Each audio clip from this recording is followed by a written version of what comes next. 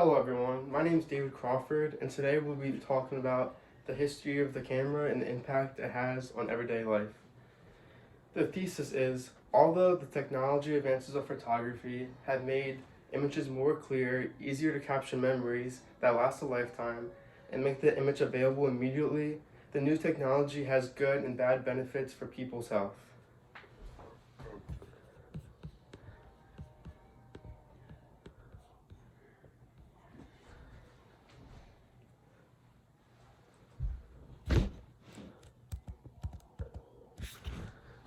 So today, people use cameras from renowned brands such as Nikon, Canon, Sony, and Kodak. The technology used to make them originated from an ancient device known as the camera obscura. It projected the image of an object onto a screen. During the 6th century, a Greek architect in the Byzantine Empire used the camera obscura to conduct the experience. His name was Artemis. In 1000 AD, an Arab known as Alzin ibn Alhem invented the pinhole camera.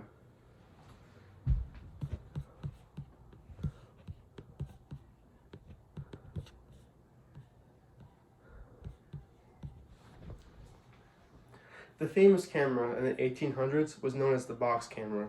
John Herschel, a British scientist, was the first person to use the term photography. He came up with it in 1839, and in the late 1830s, another British known as Henry Tollet invented the first negative, which upon a person could take a number of positive prints. However, it was George Eastman, an American, who developed the first box camera. And as you can see, here's some photos of the first box camera.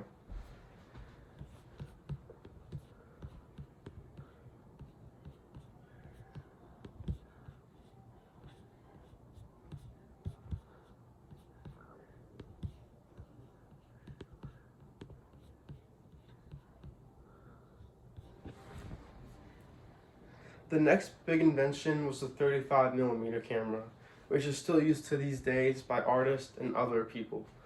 It first became popular during the 1900s and was developed by Oskar Barnack.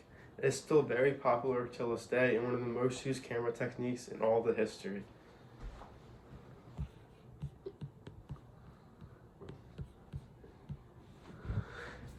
Another big invention was in 1972 when the Polaroid Instant Camera came out.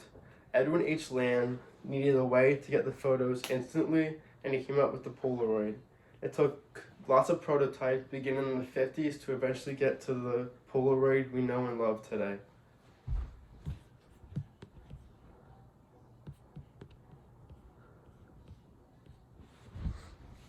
The modern day DSLR, which is what most people use today, it's those big black cameras, was actually invented by the Kodak.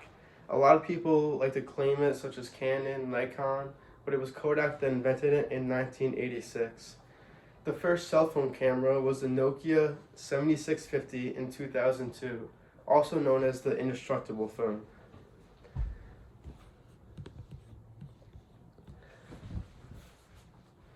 So some of the positives of always having a camera is cops can now have surveillance on their bodies, surveillance all around to help catch bad people and keep memories. An example of why cops should have cameras on their body cam is, for example, if a man tries to convict a cop of something they didn't do, they now have the camera on their body chest to either be proven guilty or innocent based on what happened. Surveillance is one of the biggest things people have nowadays. There's cameras everywhere. Some people say it's good, some people say it's bad. I like to think it's good personally, so that way you always feel like you're safe in case something happens. But the most important thing I think cameras are for, and should always be used for, is to keep memories. Before cameras, there was no way to really keep memories. It was just in your mind. Now, everyone has Snapchat, Instagram, it's on your phone. There's even like little digital cameras everyone can use. I think it's the best one of the camera.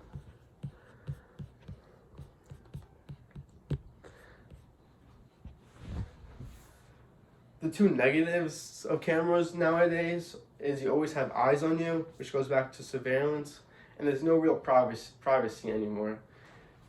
You always have eyes on you, as if you walk in a store, there's someone watching that camera that looks right at you, and probably if you're with a group of people in a retail store, they have eyes on you the entire time. You also have no real privacy. That's because of social media, Facebook, Snapchat, Instagram. Everyone wants to make their life look so cool, so they photo everything. They may not even know you're being photoed, such as Snapchat. You get in a fight, everyone has it on Snapchat now, Instagram.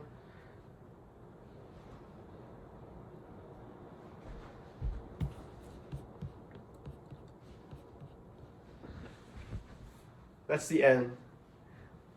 The photo was a great invention, but it has been used in some positive ways and some negative ways. I'll let you think if it was a positive or negative invention. Thank you for listening.